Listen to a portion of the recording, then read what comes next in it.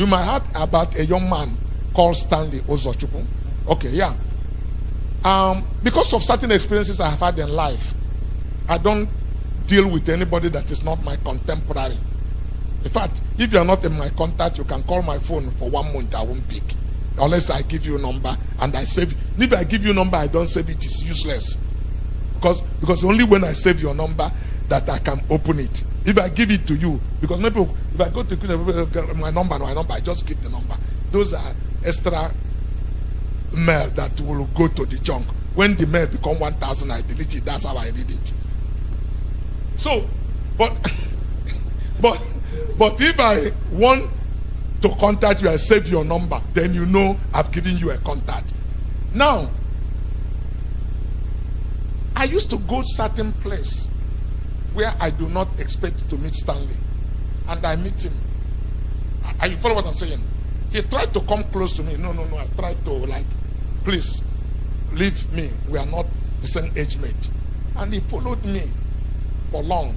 These are things we talk about people, if you live intentionally and aspire for something, how God make those things work. I tried to avoid this guy, but one day I was in Hilton Hotel Abuja. I came down on the step. I met him on the ground floor and he held me. I said, please, I'm rushing to the airport. He said, please. He's not asking me for anything but to pray for him. I said, can we get to a corner? He said, no, here, under this thing. I said, no, let's get to it. He said, no, in this public. And, I'm a Christian. I just could sense what is burning in the young man. Could be my second child. It's about 40, so I'm married for 45 years. And I said, okay, kneel down. I lay hands on him, and I was praying. I felt his hand enter my pocket. I used the right hand to hold the hand. He stuck 50,000 naira in my pocket. Enough that he put. I said, please, take this. Why are you giving me money? He said, no, please. That he wants to sow into my life. I should please leave this. I started struggling over it. I eventually entered the car. I said, why is this boy giving me money? What's the basis for this? I'm not a superstitious person. If I am, I would have taken that money and said, maybe this thing will carry my money. Keep it separate. But I kept it. But he wondered. It wasn't long. Friendship were born. He became my friend. He calls me. I take his call.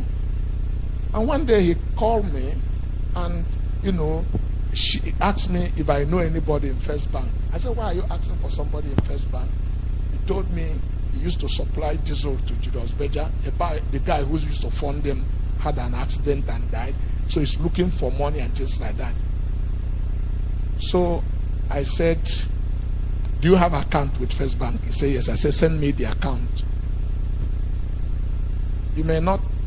I may never say this in the public. Maybe this is my first time. The Holy Spirit asked me to send him the money.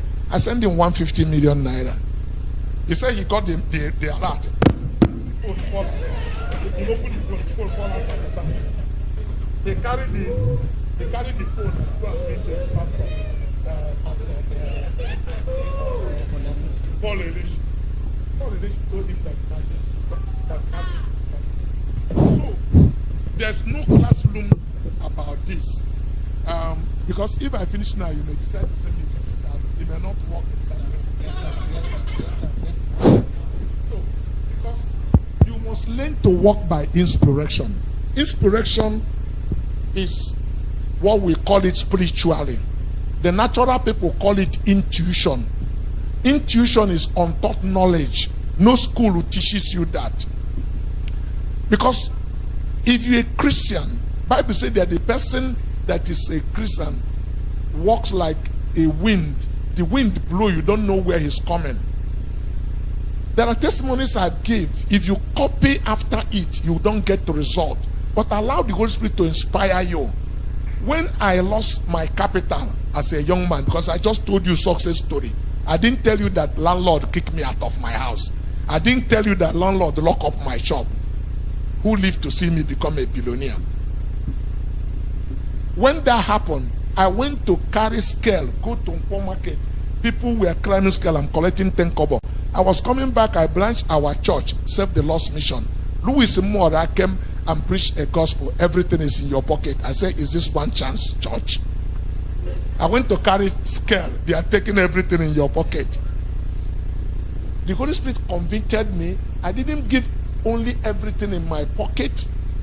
I went to sit down. They started preaching the second message, that the money must be completed for us to buy the land for our church. I removed my watch. Somebody had given me a watch that time is not common. It's a digital watch. If you press it, then you see the number. I squeezed my hand. Nobody saw it. I went to drop it in the altar box. I never read it anywhere in the Bible. Something fired in my spirit. I went back home. I told my wife, the Holy Spirit told me, this bag of rice Stanley Uzochukwu gave us, that I should send it to our pastor's house. He said, are you sure God told you to do this? I said, yes. I sent it to our pastor. He's still alive, David Aninchukwu. He's my pastor in Save the Lost Mission at Nnewi. We came back, there was no food. We held hands together to pray that we are ready to die. 1 week after that, a friend of mine were going to Onitsha and asked me to drive him in his car, and we were driving, discussing. He started asking me, what am I doing? I told him how I lost my capital, but I'm looking for somebody to trust me and give me money to start. So when I say, Jesus said, I give you the keys. It's not one key. There are different principles you follow, but you need to walk by the leading of the Holy Spirit. Because if I finish saying this to you now, you go and carry your capital and give a pastor. He said, this man can't talk nonsense there. After I talk this thing, I carry all my money. I go give church and nothing happened. That's your own trouble. So you need to be sure that the Holy Spirit is talking to you, so that you live by faith. Anything that is not done in faith is sin. And I can give you another testimony. There's a sister in our church who had passed the age of marriage, but followed me. I used to go to preach to businessmen's fellowship, go to night vigils where I speak. He said he would like to follow, he want me to mentor her and things like that. So she comes, she sings before I preach. So he asked me, what will she do? You know, she's been following me. She wants me to mentor her. I said, will you do the things I told you? He said he trusts me that I'm a son of God, and I'm never going to ask her to do anything wrong. So I said, do you have any money? She said, yes, she has. I said, go and sow it into a ministry. She said, which ministry? I said, any ministry you are convinced that led people to Christ, that is honest ministry. She told me later that she gave that money to an organization where both of us belong. The concept is the Voice of God. Voice of God. He gave it to Voice of God. 3 months after that, he got a job that paid her 3 times that amount of money. 1 year after she got married, she now had 2 children.